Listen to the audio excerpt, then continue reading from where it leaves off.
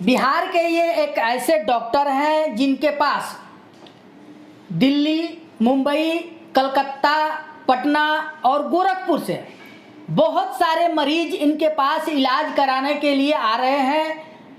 जो इनका हॉस्पिटल है तारा हॉस्पिटल, मीरगंज गोपालगंज में है, बिहार में है। और काफ़ी दूर दराज से यहाँ पर बहुत सारे मरीज जो हैं, जिनको बवासीर हो गया है, पाइल्स हो गया है, अपेंडिक्स हो गया है, हार्निया हो गया है, इस प्रकार के जितने सारे मरीज हैं वो अपना इलाज कराने के लिए ये बेस्ट डॉक्टर को चुन रहे हैं, डॉक्टर अमिताभ सिंह बच्चन को चुन रहे हैं। ऐसा कोई जादू टोना तो नहीं है कि इतने सारे मरीज जो हैं वो दूर दराज से आ रहे हैं। देखिए, कोई जादू टोना नहीं होता है। जादू टोना अगर आप अच्छा किसी पेशेंट का मतलब इलाज करते हैं, अच्छा उससे बिहेव करते हैं, उसको अच्छा आप अगर उपचार दे रहे हैं, अच्छा सुविधा दे रहे हैं, तो मरीज कहीं से भी आ सकता है।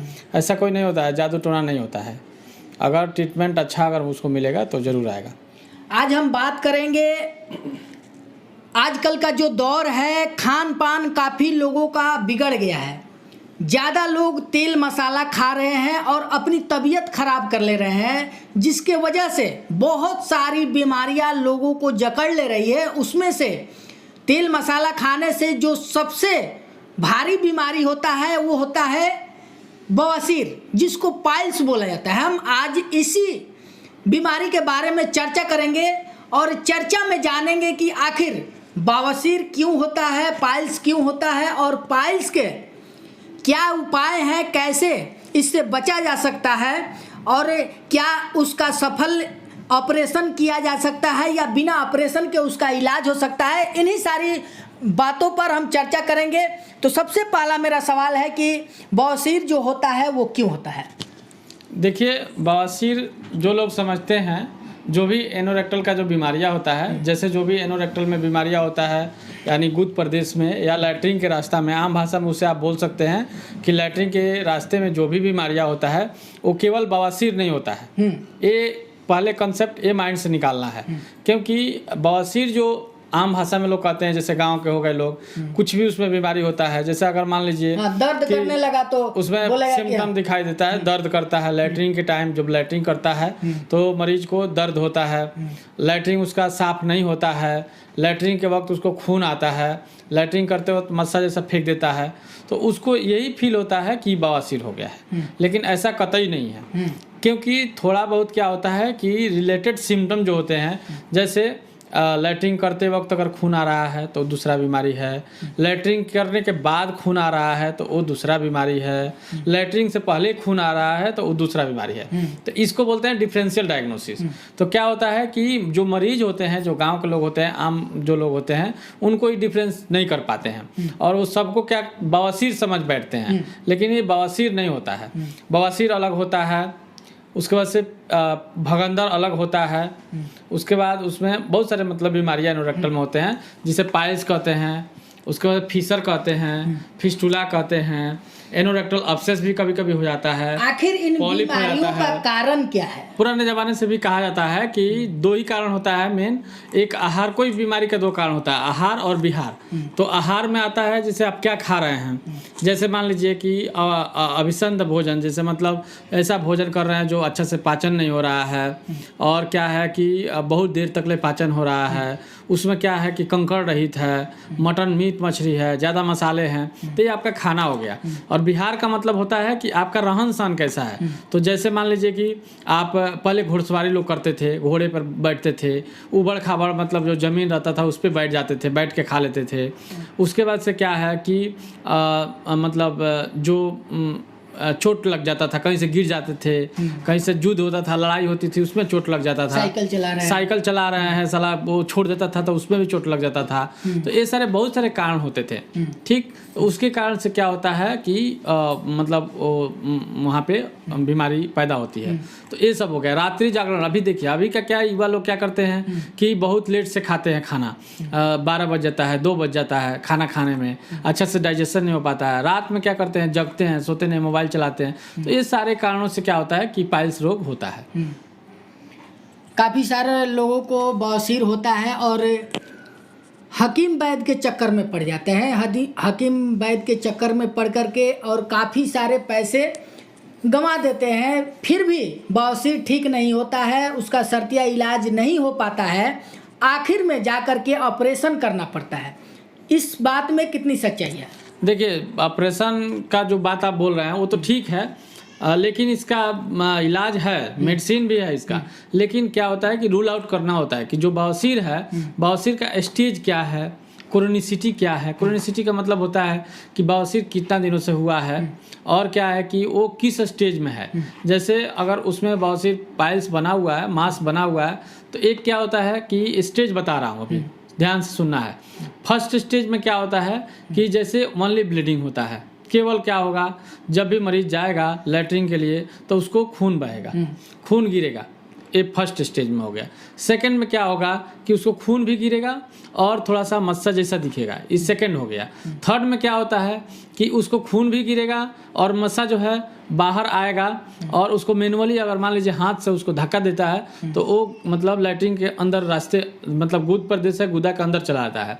ये थर्ड स्टेज। फोर्थ स्टेज में क्या होता है कि वो मस्सा जो है ब्लीडिंग तो रहेगा ही और मस्सा जो है बाहर आ जाता है। उसको मैनुअली अगर मान लीजिए डॉक्टर है या पेशेंट खुद अगर उसको अंदर करना चाहे तो वो अंदर नहीं होता है। तो ये 4 स्टेज होता है। तो अगर मान लीजिए ओनली ब्लीडिंग है, केवल अगर मान लीजिए खून निकल रहा है और वहाँ पे मस्सा वस्सा कुछ नहीं, तो मेडिसिन वहाँ पर अगर देते हैं तो मेडिसिन काम करेगा। अगर मान लीजिए कि आपका खून निकल रहा है और थोड़ा सा पाल्पेट हो रहा है कि पाइल्स मास जैसा दिख रहा है तो वहाँ पर भी मेडिसिन काम करेगा। लेकिन अगर मान लीजिए सेकंड डिग्री और फर्स्ट डिग्री में मेडिसिन देते हैं तो आपका सफल रहेगा।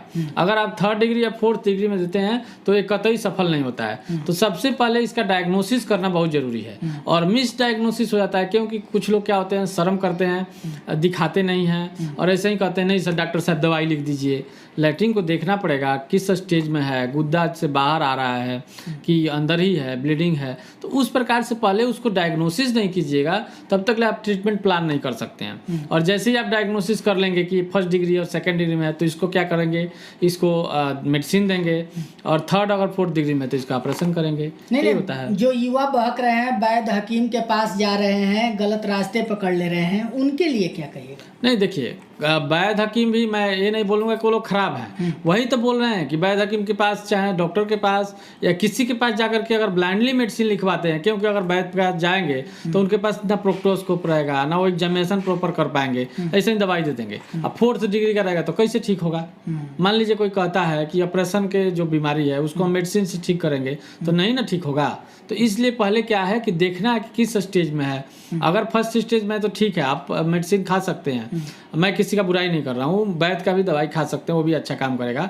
अगर मान लीजिए कि अगर आपका होम्योपैथिक का भी दवाई खा सकते हैं, वो भी काम करेगा। सबका अपना अपना पैथी होता है, किसी भी पैथी को बुरा नहीं है, लेकिन डायग्नोसिस फर्स्ट होना चाहिए कि किस स्टेज में है। अगर मान लीजिए फोर्थ स्टेज में है तो उन लोग का भी कर्तव्य बनता है कि भाई तुम्हारा फोर्थ स्टेज में है, मेडिसिन काम नहीं करेगा, तुम जाओ इसका ऑपरेशन करवा लो।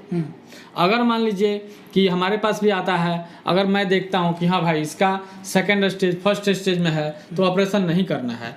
सर्जन का मतलब ये नहीं होता है कि काटना ही है, ऑपरेशन ही करना है, उसको बचाना भी होता है। सर्जन इसीलिए बनता है कि बीमारियों को बचा करके उसको सेव किया जाए, टिश्यू को सेव किया जाए, काटना ही केवल सर्जन नहीं होता है। तो अगर मान लीजिए कि वो अगर फर्स्ट डिग्री सेकंड डिग्री में है तो उसको हम भी मेडिसिन देते हैं और मेडिसिन से उसका ट्रीटमेंट किया जा सकता है। लेकिन अगर फोर्थ डिग्री थर्ड डिग्री में चला गया है तो मतलब उसका इलाज सर्जरी। बहुत सारे लोगों का मानना है कि भोजन में अदरक का इस्तेमाल करने से बवासीर होता है। नहीं, ऐसा कुछ बात नहीं है कि बवासीर होता है अदरक खाने से, नहीं। बवासीर का कारण आपको हम बता दिए हैं। अदरक खाने से क्या होता है, कब्ज बनता है, कॉन्स्टिपेशन बनता है, तो उसको जोड़ लगा देता है, मतलब उसका बीमारी जो है और उसको परेशान करता है। लेकिन ऐसा कुछ नहीं है कि अदरक खाने से बीमारी होता है, कहीं नहीं है कंसेप्ट। बवासीर जो रोग होता है वो काफ़ी खतरनाक होता है, जिंदगी भर के लिए एक दर्द हमेशा बना रहता है। तो इसका उपाय जो है हमारे डॉक्टर साहब बता रहे हैं। आखिर इसका क्या उपाय है कि हमें जो आने वाली युवा पीढ़ी है या जो लोग हैं अभी तक उन्हें ये बीमारी न हो पाए?